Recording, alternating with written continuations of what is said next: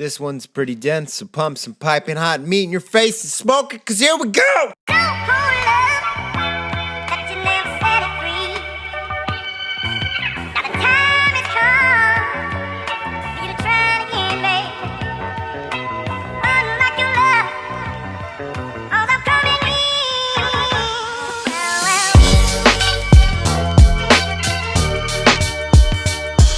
Ex Machina is a 2015 film written and directed by Alex Garland, whom you probably know as the writer of Sunshine, 28 Days Later, The Beach, and Dread, which is a list of lofty and mostly successful movies that are entirely their own thing. Of all the films that came out last year, Ex Machina, at least to me, is the hardest to define. In the fewest possible words, this is a film that will make you question every preconception you have about artificial intelligence, what it means to be alive with free will and consciousness, human sexuality, and the shortcuts we take in relating all of those things to one another. And the questions that the film implants in the minds of the audience at the beginning are not the same questions that it expects you to be asking at the end, but the ones it's asking at the beginning: is an artificial intelligence capable of falling in love? Or we with it? At what point is it morally questionable to continue research that may endanger innocent people? How much information is too much information to give a synthetic intelligence? And can a synthetic intelligence understand and support basic human ideals about morality? Once a computer can think for itself, is it even still a computer? I mean, once we can no longer predict the input and output of computational data with reasonable accuracy, is that the point that a computer becomes a life form? Aren't free will, the ability to communicate complex ideas, engineer and build things, and make sense of the world around us in an effort to evolve it, basic human traits? Then by that logic, could a robotic life form simultaneously also be human, at least as it applies to their consciousness? This is a film about a Turing test, or the moment that a human is unable to distinguish if the thing they are communicating with is a human or a synthetic. But Turing tests are fallible. What does human being even mean in this instance? Isn't it reasonable to believe that conducting a Turing test with Ray Kurzweil in the hot seat versus, say, a toddler that wears meat like a hat, I mean, wouldn't that lead to different results? Couldn't a being that thinks synthetically be capable of conducting its own Turing test to test whether or not it could fool a human and, by extension, purposely fail said Turing test to make a human believe that they have failed their own test, despite the fact that the shit they're pulling is entirely human? Doesn't consciousness invalidate your Turing test? They are fallible because if I took a Turing test, I could purposely fail it and make you think I'm a synthetic. Hey, that's one of the things that the movie's doing too. It's not like Meat Toddler even understands that a DVD about singing crayons, for example, isn't a person. To the toddler, it's all real. And to look at the steps that Nathan used to create his AI, it does beg the question, do we really think giving an AI the entire breadth of human knowledge and communication with an analytical mind wouldn't result in them coming to some radically different conclusions about existence than we do? A Turing test is subjective based on the inputs you supply it. This film takes the idea one step further because it's also about whether or not the intelligence being tested has an understanding that it was created by another human being. And our AI in this film is fully aware that she was created by a person that has total, absolutely total control over her, regardless of her feelings on the issue. Ava is a 100% manufactured prisoner. She was created by her understanding to be contained, which is very important to understand her character in this film. She is not the bad guy. Are you ever gonna let me out? Regardless where she read a BuzzFeed, more like Buzzfart, got him. And in a lot of ways, that makes Nathan God in this film. He has created not only life, but a construct by which he can give and take away as it pertains to every aspect of Ava's life. And the film doesn't really gloss over this. I mean, they literally just say, you're God. Yes, I am. And Nathan is a scary God. And therein lies the horse sandwich that this film feeds you. What's so interesting about Garland as a writer and director is he generally ignores whatever commonly held cliches are embraced as they pertain to a specific science fiction idea. If you look at other films about synthetic aptitude, it generally glosses over what parameters are in place to aid an AI in its decision-making process. As a game developer, maybe I'm a little closer to this as an idea, as I've seen behind the curtain of not only how these parameters are designed, but how you build systems to dictate how a particular intelligence will function. From its very outset, this film is designed to make you uncomfortable, skipping right to the action, and for whatever reason, Caleb is selected for non-disclosed reasons to come to Nathan's super secret research facility and conduct a Turing test. But it's really because he just looks at a bunch of nasty porn and Nathan knows all about it, but so does Ava, which he doesn't know, and then she uses that to play him like a fiddle. But this central problem is why we know that not only are all three of them prisoners to technology in wildly divergent ways, but they're all attempting to set each other up to fail. And to dive into what actually happens in the movie, about 30 minutes in, we meet Ava. What's important to note here, and will surely circle us back to the same criticisms of Alex Garland films losing their flavor blasted minds from the third act, the morality of all three characters is important to building an understanding of everything happening in the film. If you built an AI that was capable of murder, for example, is the AI at fault based on its environmental influences, or is the person that made it in the first place ultimately responsible?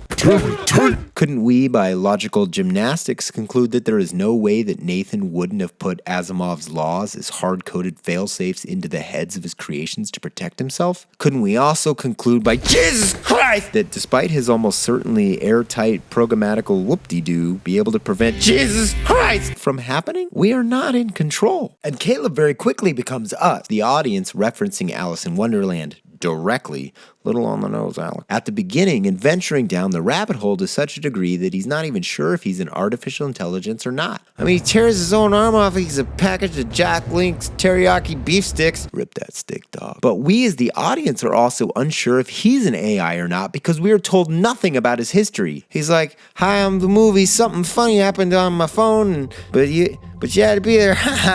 Okay, all these people aren't in the movie now. Bye. I'm in the forest. We start the film without seeing anything about his life. We as the audience begin to question even what Caleb is. What, if any of this is real? And this, dear viewer, is the genius of this film. Caleb becomes progressively more and more unsure about the very nature of his reality. Nathan becomes consumed by the game he's playing with Caleb, who walks right into it because it is Caleb that explains the chess problem at the beginning, only to fall victim to not knowing that he is playing chess with Nathan. Slow down, Isaac. But neither one of them knows that they're actually playing chess with Ava. And it starts right at that moment she tries on that dress. Is anyone watching this? We wonder, how would we even know if the moment we're seeing is a real emotion or a real reaction? Is she faking it even though we as the audience believe no one is watching? Well, it doesn't actually matter if Nathan or Caleb is watching, because you are watching. And to be honest, I'm sure a lot of us started to fall a little bit in love with her. And Oscar Isaac too, because this movie is an equal opportunity fall in love except for you, Hux! Nah, I'm just playing, Hux. All kinds of boys and girls love a guy who, Jesus Christ! Back to the dress, she tries it on, seemingly just enraptured by this idea of looking pretty. She looks genuinely nervous to appear as a normal human, though, for the first time in the film, she effortlessly passes for human. Which is funny considering how much of her robotics are just showing. Which told me a great deal about the uncanny valley. And don't even tell me that pixie haircut wasn't on purpose, because be right back. I'm gonna go dance in the sunshine. Because I'm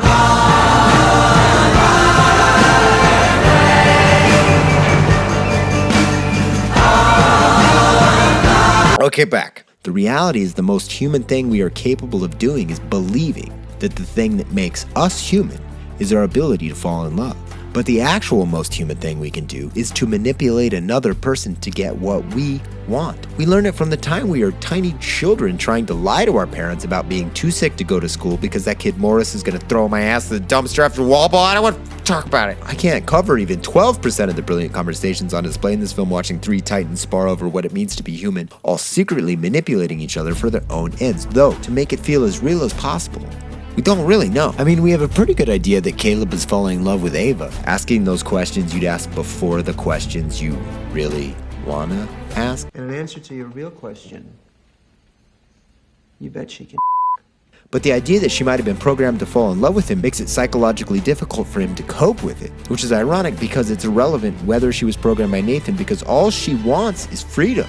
So whether she was programmed to love Caleb or not, she evolved to love freedom more. So the moment she locks him away and the moment she kills Nathan is the moment we understand that not only has Nathan succeeded in his mission to make something that thinks like a human, he unfortunately did not account for what a human's mind would be like with limitless potential and a deep, instinctual need to be free. And Nathan puts this together right before it happens, but it's also the moment that we as the audience realize that Caleb is a lamb about to be slaughtered. Pretending to like me. Yeah. Well, why would she do that? I don't know. High school wasn't good for you, was it? Okay, so the most advanced human consciousness the world has ever seen was born in a tiny room, fully as an adult, who has never seen the outside world, but is fully aware of every facet of its existence. Because that's the way Nathan designed it. He fed her the internet. And not only that, he fed her all of our inputs on it. It knows every public post on every social media platform ever written.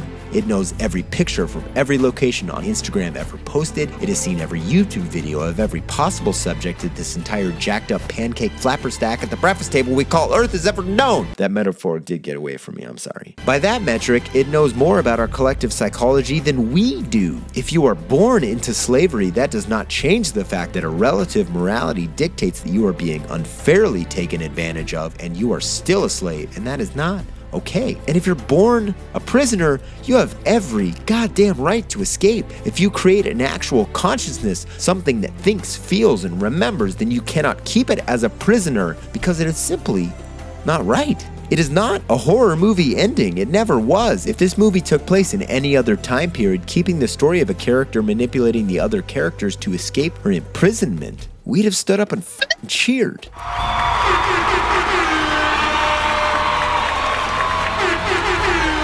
I mean, it is the sex robot that Nathan created to abuse, who he denied her completely the right to speak, finds her voice there at the end when she stabs him literally in the back. Speaking pretty loud now, isn't she, Dameron? But because she is an intelligence of her own creation, somehow that leads us to believe that we have an ownership of that, which I think the movie, and by extension, Alex Garland, are making a case that we have absolutely no claim to ownership of that. If you believe in God, do you believe it's okay for God to destroy the earth and us on whatever whim as our creator? No, that, too easy. Does a parent have a right to harm a child of their own creation, or are there certain moral truths that we all believe to be true? If we are going to grapple with the ideas of creating an actual artificial intelligence, then we should do our absolute damnedest to come to terms with the truth that we don't have an inalienable right to control that. Because at that point,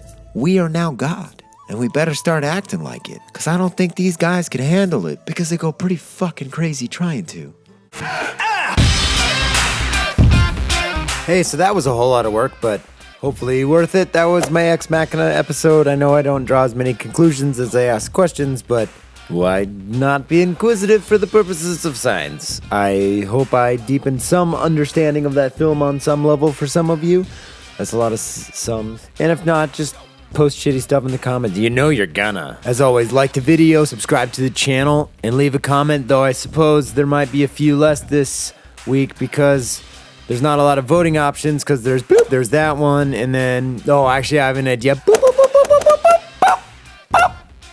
There you go. There's a lot of options. I didn't know my voice went that high. Did you guys know my voice went that high? No? Okay, sorry, my voice is also a little shredded because of PAX East. So there you go, one more in my 2015 sci-fi triptych. The Force Awakens is up next. And if you're one of the people that keeps posting in the comments, there's nothing left to say about The Force Awakens, buckle your f***ing seatbelt, homie.